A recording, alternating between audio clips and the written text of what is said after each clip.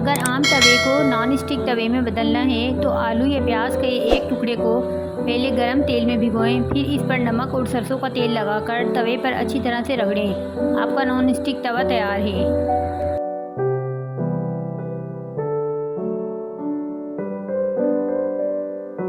Non stick बर्तन की चमक और हिफाजत। नॉन स्टिक बर्तन पर अगर थोड़ा सा तेल मल दें तो इनकी पॉलिश बरकरार रहेगी।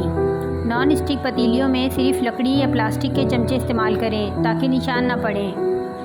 नॉन स्टिक पतीली में से खाना या जलने के निशान साफ़ करने के लिए इसमें पानी में 2 चमचे बेकिंग सोडा मिलाकर उबालें, फिर धोकर हल्का सा तेल लगाएं।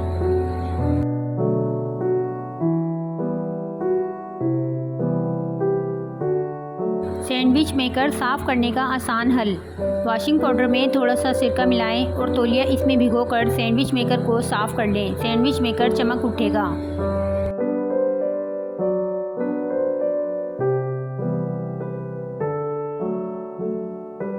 ब्लेंडर की बदबू मिनटों में ख़त्म। ब्लेंडर में लहसुन और प्याज की बदबू ख़त्म करने के लिए पानी में 1 खाने का चमचा सिरका डालकर 2 मिनट के लिए ब्लेंडर चलाएं, फिर पानी फेंक कर ब्लेंडर को धोएं। बदबू ख़त्म हो जाएगी।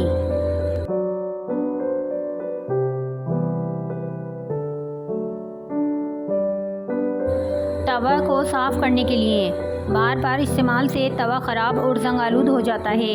तवे को साफ़ करने के लिए इस पर अच्छी तरह मीठा सोडा लगाकर थोड़ी देर के लिए रख दें। इसे अच्छी तरह से साफ़ करें और सलाद के तेल लगा लें।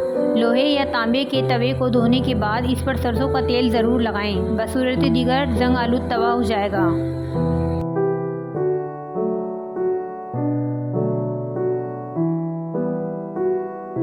बर्तनों को चमकाने के लिए अगर आपके बर्तनों पर बदनुमा दाग पड़ गए हों तो परेशान होने की ज़रूरत नहीं है। थोड़ी सी इमली को पानी में भिगो दें। जब वो अच्छी तरह से भीग जाए तो हाथों से मसलकर गूदा निकालें और बीज फेंक दें। इससे बर्तनों को धोएं, बर्तन चमक उठेंगे।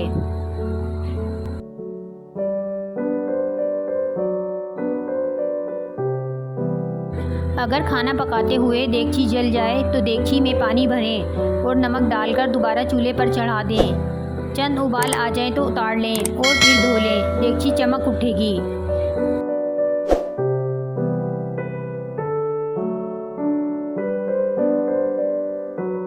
चमकदार छुरी का राज। जंग आलूद और कुन छुरी को तेज़ करने के लिए 1 चमचा रेत लेकर साफ फर्श पर डालें और इस रेत पर आधा लीमू निचोड़ दें। 30 सेकंड के बाद छुरी को दोनों तरफ से अच्छी तरह रेत पर रगड़ें। ना सिर्फ छुरी तेज़ होगी बल्कि ऐसे चमक उठेगी जैसे अभी बाजार से नई खरीद कर लाए हैं।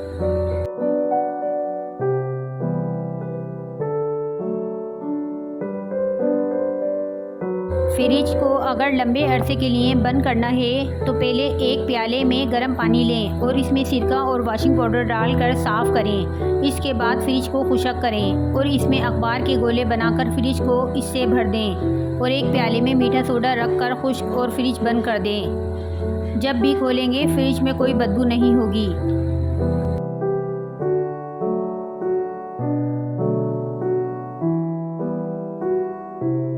किचन सिंक के लिए हफ्ते 10 दिन में एक बार सोडा छिड़क कर इस पर सिरका डालें और कुछ देर रहने दें। इसी सोडे और सिरके में बर्तन धोने वाला कपड़ा स्पंज स्कॉच ब्राइट में भिगो दें। कुछ देर बाद खोलता पानी डालें। इससे किचन सिंक भी चमक उठेगा और पाइप में जमा तेल वगैरह भी साफ़ हो जाएगा।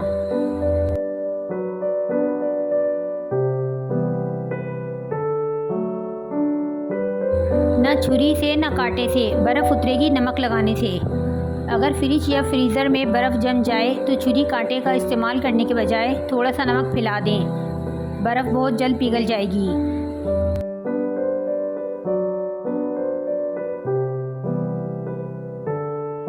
सिया बूट पॉलिश में ज़रा सा सिरका मिलाकर पॉलिश की जाए तो जूतों पर खूब चमक आ जाती है।